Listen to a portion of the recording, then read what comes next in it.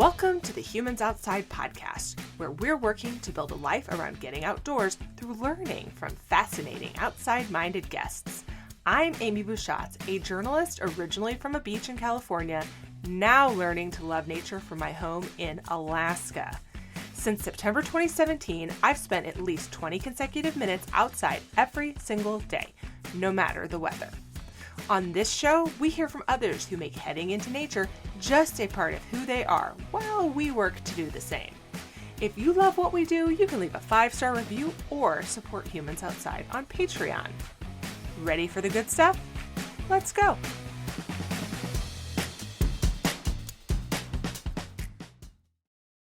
Have you ever thought about what it would take to make adventure a lifestyle or earn the street cred adventurer? Well, Tim Moss is a British adventurer with an impressive resume of really cool treks under his belt, with everything from mountain climbing and desert trekking to rickshaw record setting.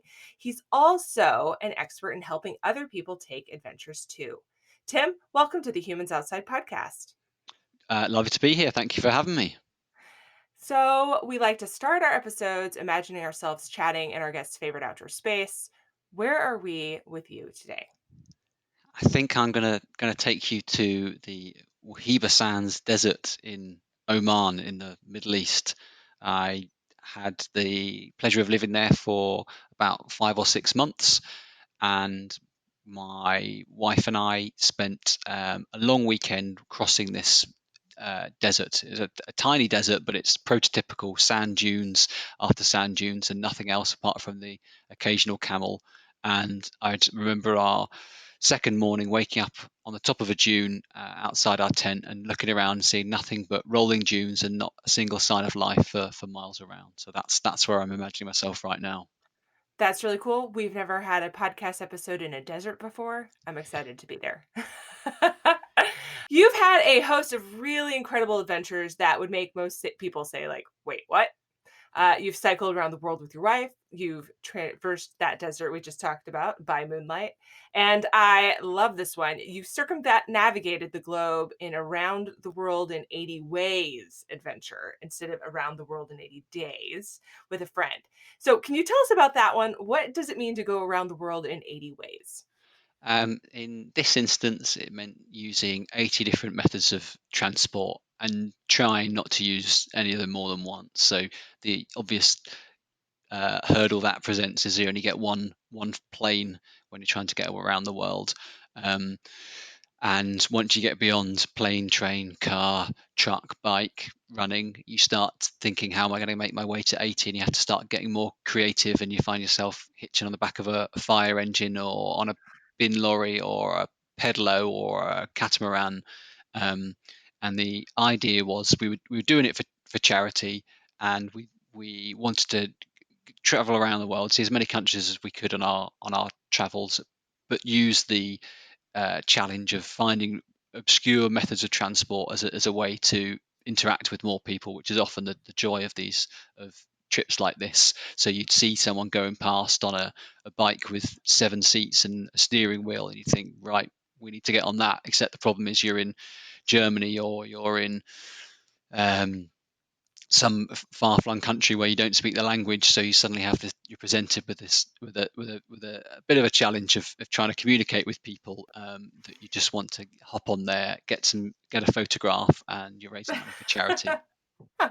It's like how to say, can I have a ride in every language you can imagine.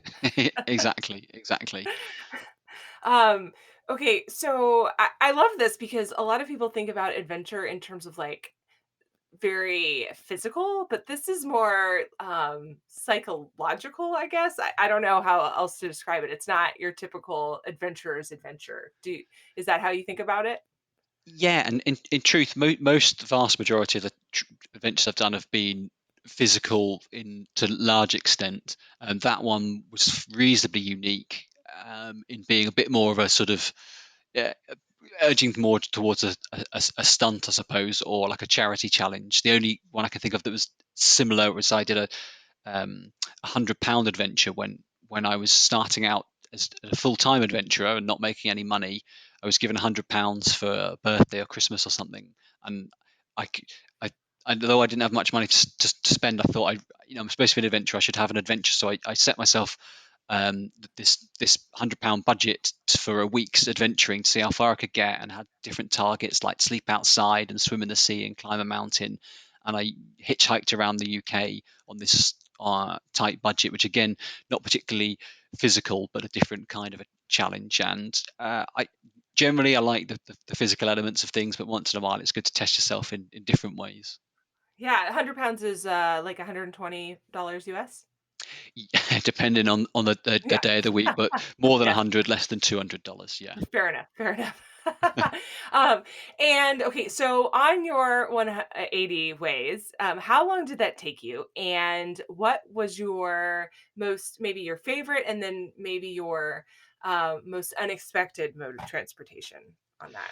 Well, the trip was it was a long time ago. Is the first thing I should say. We're talking 15 years ago, so my Okay. memories may be hazy, but the time limit was pretty tight. It was somewhere around 2 months because it had to fit in between finishing university, college, um, my final exams, and then we left within a couple of days, my friend and I, and then was getting back from my brother's wedding. So we had this. Not only did we have this tight thing with a limited budget and all these methods of transport to do, but we had a really strict timeline, so we couldn't really hang around. So it ended up being a real whirlwind.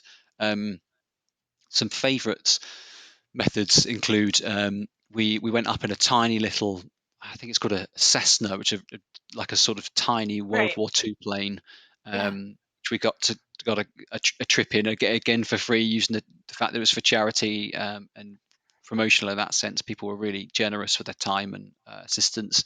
And as alluded to earlier, when we were in Germany, we found this thing called a conference bike, where it's just this huge orange, well, trike really, with car size wheels on it, and it has seats for 7 people sitting in a circle.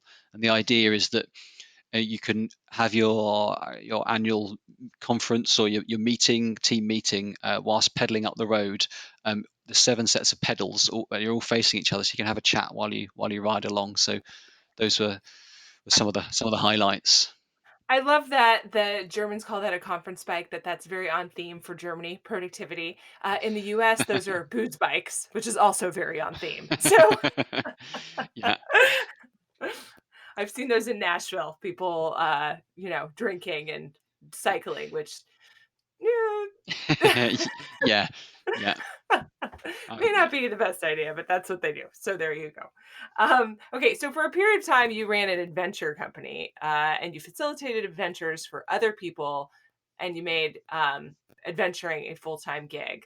So now you don't do that. What made you leave that for a non adventure job? Um, a few different factors. The Being a sort of full-time adventurer sounds terribly glamorous, and there are loads of things about it that were great. Lots of sort of free time, met loads of interesting people, and could go on some great trips. But the truth is, I did a lot of my sort of most of and a lot of my most interesting adventures before as a full-time adventurer, because I had some money. Like I was always never in a high paid job. I worked for charity and I was a trainee teacher, and living in London, the capital, where things are expensive. But at least I had a salary. Whereas being a sort of adventurer, I didn't have a great income at all. So that was that was one of the big challenges. And I'm not a particularly financially driven person, but it just made day-to-day life tricky. I couldn't go out. I'd go out and meet friends, and they'd all be having a drink, and I couldn't afford to have one. I was supposed to be an adventurer, but I couldn't afford to go on any adventures apart from the £100 budget ones. Um, so it didn't really work out. And I think not Yeah, being motivated by money meant that I wasn't doing the right things to professionalize and be more sure. business-like. I was doing the things that interested me. And if 2 people emailed, one of them said, "I've got $1 million and I'm planning a huge expedition. I need someone to project manage. Do you want to be my guy?" And someone else would say, "Look, I've never done an adventure before. I'd really like some help getting into it. Just don't know where to start." I'm much more interested in the second person, and Yeah, let's be honest, the first person never came along. So um, that was one element to it. And I think the other 2 things. One element was just not using my brain too much. It was a good outlet for adventure stuff and the physical side of things. It was a great outlet for creativity, being able to write blog posts and articles, which I can still do now in my free time. But I didn't feel like I was using my grey matter very much. So I wanted to get a bit more of that. And then the final thing was mental health. I worked from home on my own, didn't have colleagues or peers, and everything was online, it was all Twitter and blogs and Facebook. So even as a natural introvert who likes having a lot of time on their own, I found months and months of working alone on my own without someone else to sort of cooperate with, or even someone else to go home and whinge about, a colleague that was annoying at work. Just being on my own the whole time just wasn't good for my mental health, and just Yeah. it caused real problems. Had depression by the end of it. Mm. So that was the sort of the final straw to switch things round. I love though that you don't do it that you tried doing it full time and then you moved away from that, because one of the things we talk about a lot here is making spending time outside just part of your daily life. So building that into your current lifestyle versus um, making it this. Well, you make it the center focus of your lifestyle, but that doesn't mean you have to have going outside as your job. I guess that's what I'm trying to say. That be having adventures or spending time in nature or going outside can be a part of your life without it being your entire life. Absolutely, yeah. And I think it's um, I think there's a tendency, and I was one of these people, to believe that if you want to go and do the adventures that you read books about and see people's blogs, that you need to quit your job and then pursue that as a lifestyle. But to me, it's a bit like saying I'm hungry, I'm going to quit my job and train as a chef. No, you can just go and buy a meal in the same way you can organize an expedition or an adventure, and then you can fit that around normal life. And for some people, of course, quitting a job and pursuing an adventurous lifestyle is the right thing, but I think that's a tiny minority compared to the people who have normal lives like the rest of us, and Yeah. occasionally like to go off and do very different things. Yeah. I think you're right. Like my family did something very dramatic, which was we moved from where we were living in the lower 48 of the US, in Tennessee, and moved to Alaska, which is a, comparatively very wild place, because we wanted to really spend more time outside, but more so than that, we needed a change to what we were doing. We just needed a mental health focus change to how we are spending our lives and time and careers and that kind of stuff. And we knew that moving somewhere else would provide that dramatic change. And if you're already going to do that, why not move somewhere super wild, that fits your life focus? So that's how we end up here. But you're absolutely right. That's not right for everybody. And you can shift your focus to be more adventure driven without selling everything you have, packing the station wagon, and moving to Alaska, even though, it was fun. And here we are. Absolutely, and there's an interesting that you flagged that, because at the time that I was trying to be a full-time adventurer, I was living in London, so a big city with no mountains and not many hills. And Mm, whereas now I'm in the process of my next sort of adventure of sorts is moving to the English Lake District, which is obviously no wilderness compared to Alaska, but for England it's as good as it gets.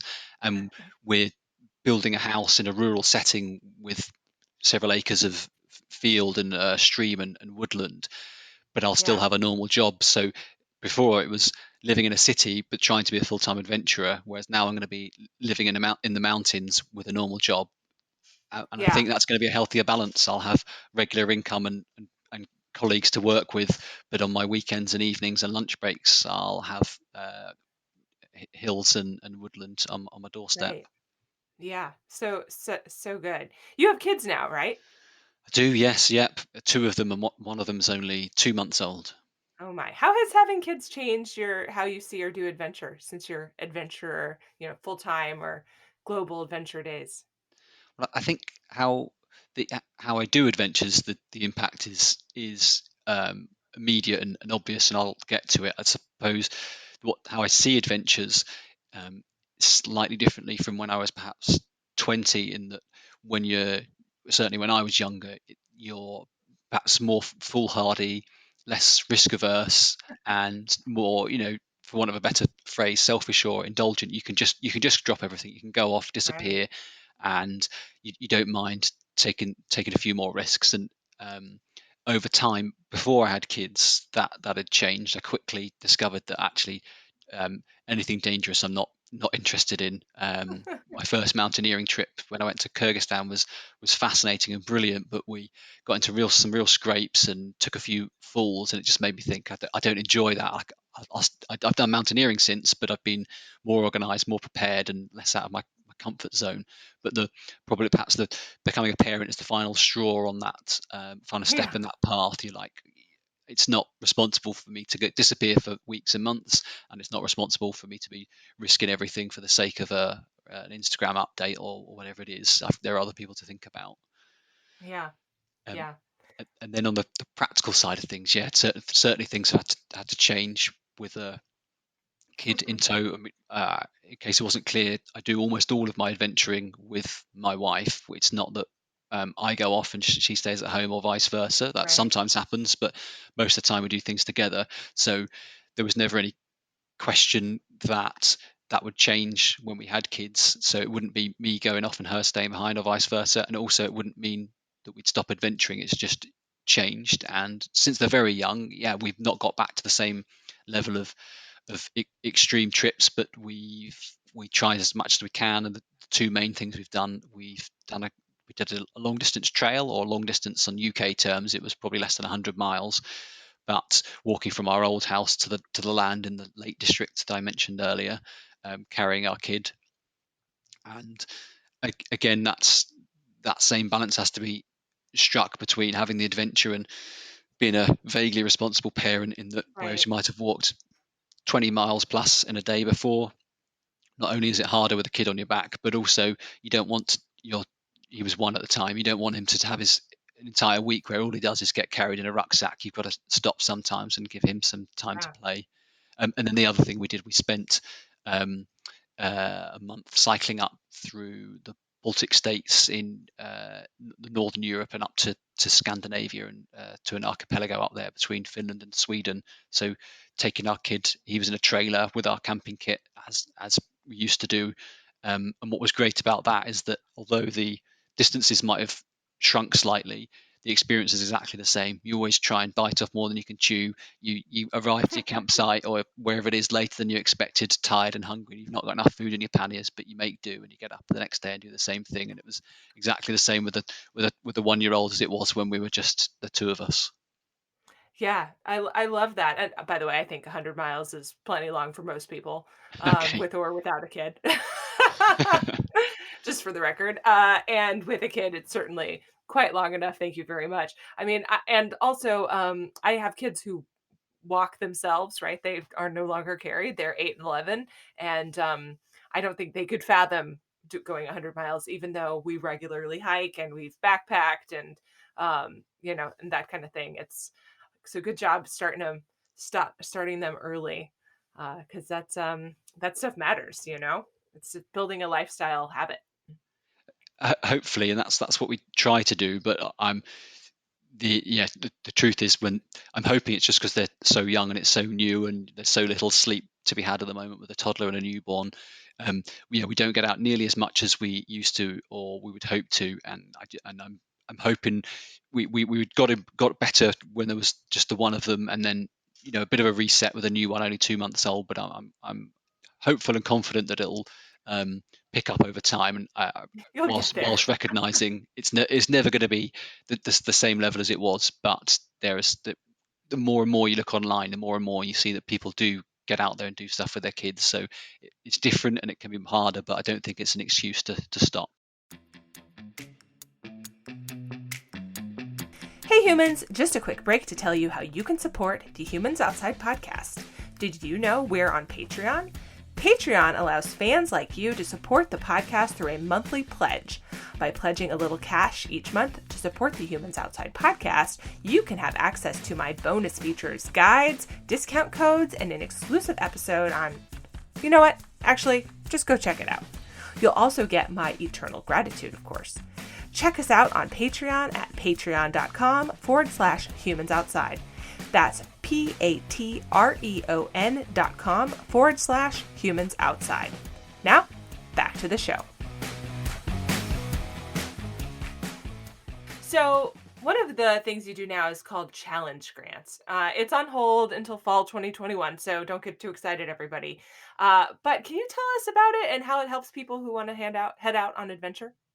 Absolutely. So my website is called The Next Challenge, and I started it partly to help other people have adventures. And for a while, it was sort of there was a tiny business element to it in that I'd try and get people to pay me to organise trips for them. But in truth, for every one person that hired me professionally, there'd be 100 who just sent me emails, and I replied to them, and I was very happy to do so.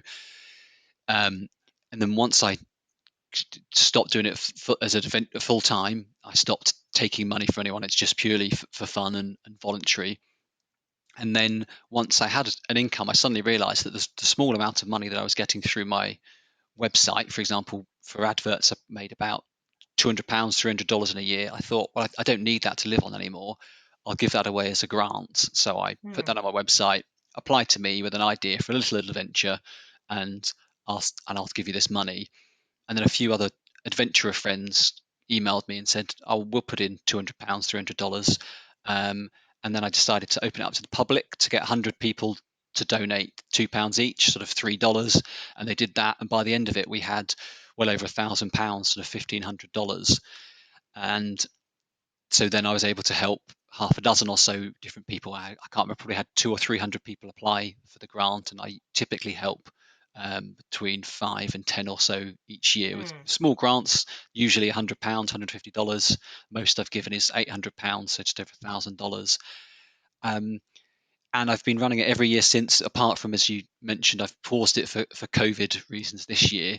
But now it's just the best thing I do. To have moved from when I was at university, college, people would give me money to go on adventures, to a period where I try and help people for free, and now to be in a position where I can give money back to people is just fantastic. And it's like I said, it's usually small sums, so it's not normally financially life changing. But as I found, certainly when I was younger, if someone gave me a couple of £100 to go on an expedition, the money was of course useful, but part of it was just someone else saying, "We like your idea, we believe in you, we think you should do it." Yeah. So seeing all these people from all around the world, it's not UK. We've had plenty of Americans. We've had people from Australia and in China and India and all over Europe, and a whole range of different trips, from little trips. Like I had a guy who told me he wanted to walk to work, and I realized it was 25 miles each way, and he was going to do it in a day. So he got some money for some hiking boots, to someone who ran around the coast of the UK, which I think was, it's either, I'm going to say, go ahead and say 5,000 miles around the coast, to people walking all across along the Great Wall of China in winter, um, running over the Kyrgyz mountain range, to all sorts of things, and it's just fantastic. It's easily the best thing I do, and easily the best thing I've ever done with my sort of adventure life. Yeah, and I love that the things you're describing are not, again, this goes back to our discussion earlier about adventure being open to interpretation. That, walking to and from work would not, when people are sitting in their houses being like, "Oh man, I don't know if I can handle going on adventures." That's not what they're thinking about, right? But that's totally counts. And it's just a matter of changing how you see the world and your definition of things that are challenging, or worthy of being challenging. You know what I mean? Absolutely, yeah, and that's what's liberating about the grant, is that it's just my money, or money from generous members of the public, and it's about helping those individuals. I don't need to tick a box. It doesn't have to be at over 10,000 feet or involved cutting edge physical exertion. It's anything that's going to be an adventurous experience to that individual. So some people, it's really tough stuff, yeah, like running across a mountain range, which is tougher than anything I've done.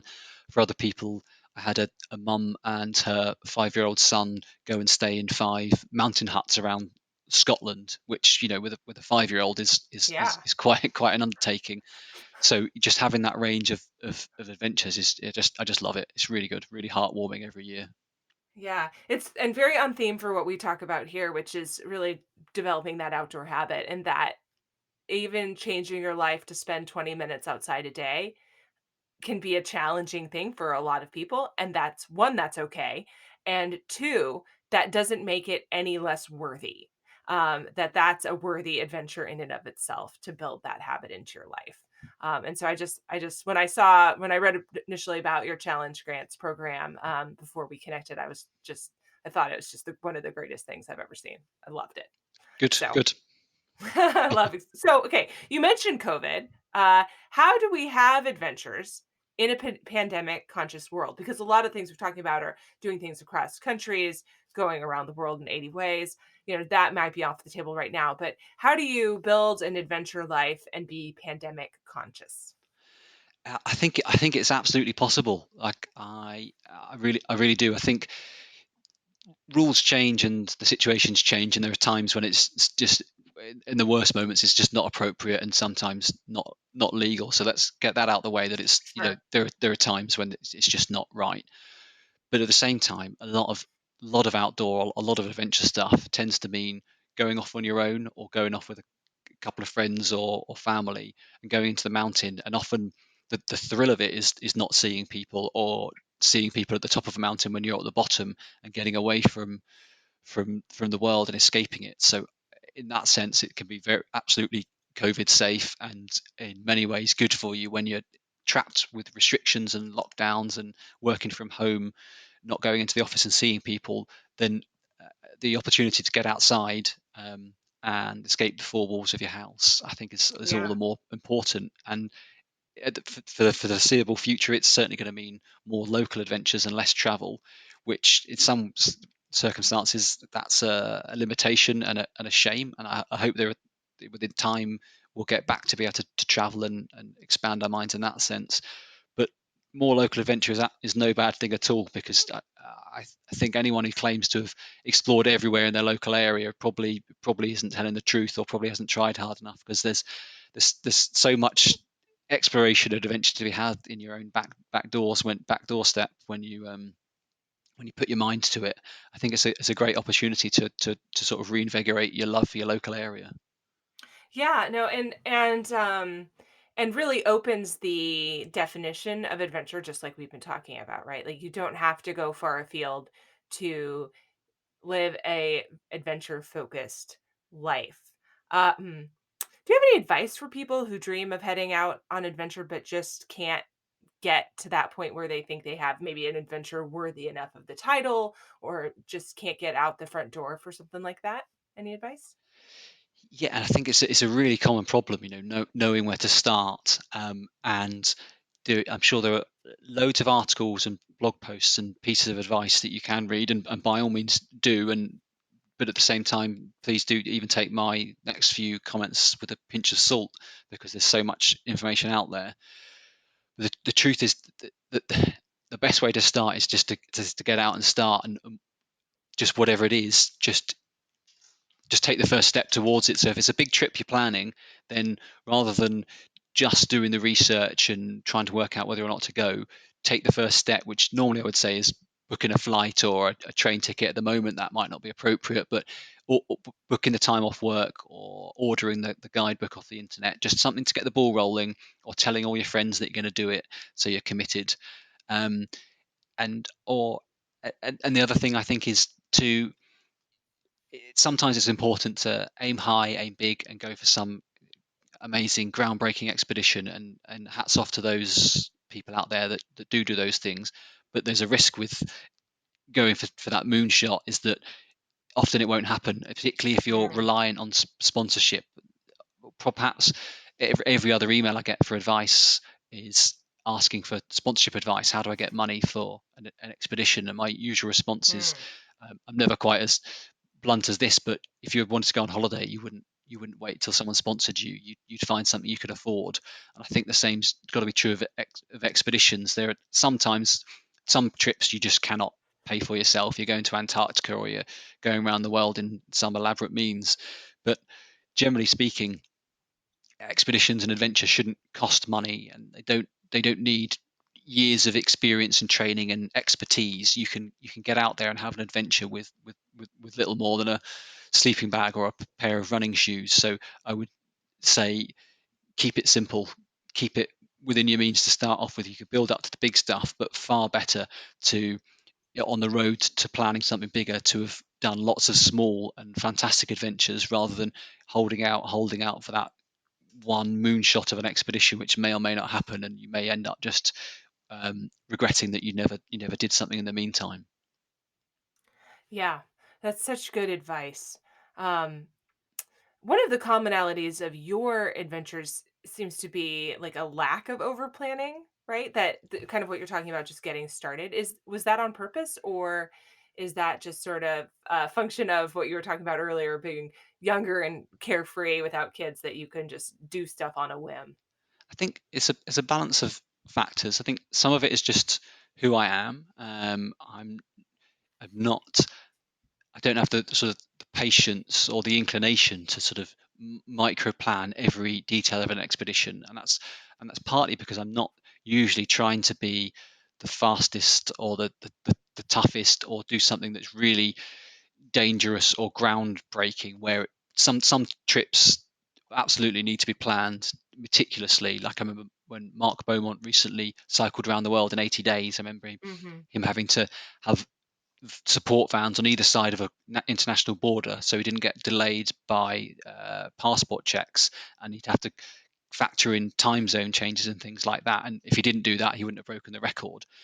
But those aren't the sort of things that tend to motivate me. I have cycled around the world and it's fantastic, but it took me a year and a half, not 80 days. It was just a very different approach, and there was no need to plan that sort of a trip in detail. It would have taken ages and would have been pointless, because I'm sure I would have changed my mind once I found that the route I'd planned on Google Maps wasn't as nice as the one I saw when I got there. So Right. that any lack of planning is I'm never doing it, rarely doing it to sort of prove a point, or certainly not doing it to make it deliberately more difficult. It's usually a function of either a lack of time or a lack of motivation to do it in more detail, a lack of need to do so, and also a recognition that um, sometimes things are more fun and more interesting when you leave them a little bit to chance. Yeah, absolutely. Oh, I love it. Okay, we could talk about expeditions and adventures and all this stuff all day long. That's a theme here. I think I say that at the end of every podcast to my guests that, man, I wish I could just talk to you for the rest of our lives. But we both have full time jobs to get back to, as discussed.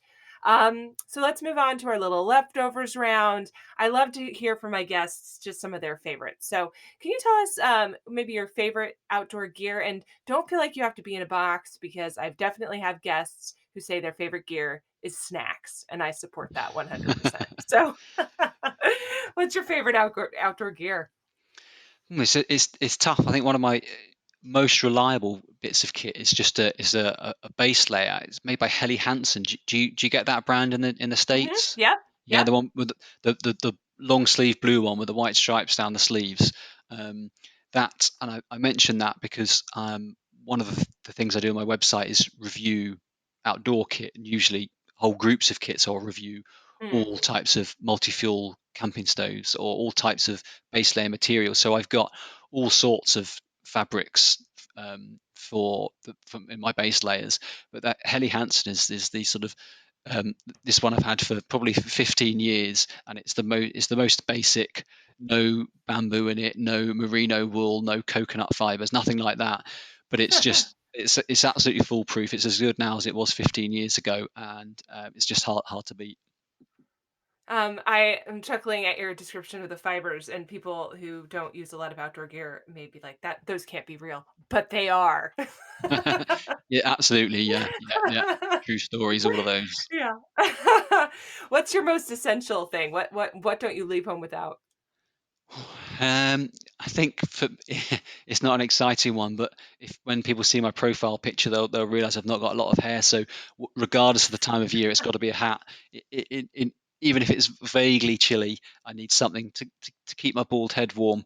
And then as soon as it warms up, I think, oh, I can take my hat off then, and then I get sunburn and remember I have to wear a wide brimmed hat. So always got to pack a hat. Hey, do not underestimate the power of a hat or a pair of gloves, because the gloves or mittens is how I roll. I've got those little chemical hand warmers in my car year round. And in case people think that's because I live in Alaska, I think it's probably be how I roll anywhere. So there you go. I'm, I am cold of hand, let's just say. Gloves would All have right. been gloves were a close second for me. Yeah. That's just exactly the same. Everyone else is wearing bare hands, and I'm in extra thick mittens. It's Yeah. just the way it is. And you and I can't pick anything up because our hands are constantly in mittens. It's just Yeah. posable thumbs are not helpful if you're wearing mittens, guys. It's just that's how it goes. Okay, so very last but not least, describe for us your favorite outdoor moment. If you close your eyes and picture yourself somewhere that just gives you a lot of peace, and it's just something that comes to mind when you think about that. Where are you and what are you doing? So the one that comes immediately to the mind is a, atop a Bolivian mountain, which I just climbed with other people in my team. And the reason it stands out so much is, apart from the fact that it was the sort of perfect mountain peak, a real narrow, tiny, conical snow cone right at the top, accessed by a hair-raising rocky ridge with absolutely no one around for miles to be seen. And it was the previous year I'd been on an expedition to Kyrgyzstan, which I mentioned earlier, which was my first trip outside Europe. My first expedition was fascinating, and I had an amazing time, but was far more dangerous than I would have liked, and absolutely an absolute failure in terms of climbing, in that we didn't reach any tops of any peaks. So the following year, I went with some friends to Bolivia, and this, after all the sort of the heartache of Kyrgyzstan and all the build up to getting to Bolivia and getting out into the mountains, we finally got up our first peak and climbed up and just had this beautiful, serene moment on top of this mountain that had never been climbed by Brits before. And often when I want to calm myself down in a stressful situation, I close my eyes and picture myself standing on top of that snowy mountain. What a great visual. People can find you on your website, which is thenextchallenge.org. You've got a couple of different books on there, and we'll include those in the show notes. Tim, thank you so much for being on the Humans Outside podcast today. Oh, absolute pleasure. Thank you very much for having me. That's it for this week's episode of the Humans Outside podcast. If you've enjoyed this episode, give us a little love and leave a rating and review to make it easier for other listeners to find the podcast too. Until next time, we'll see you out there.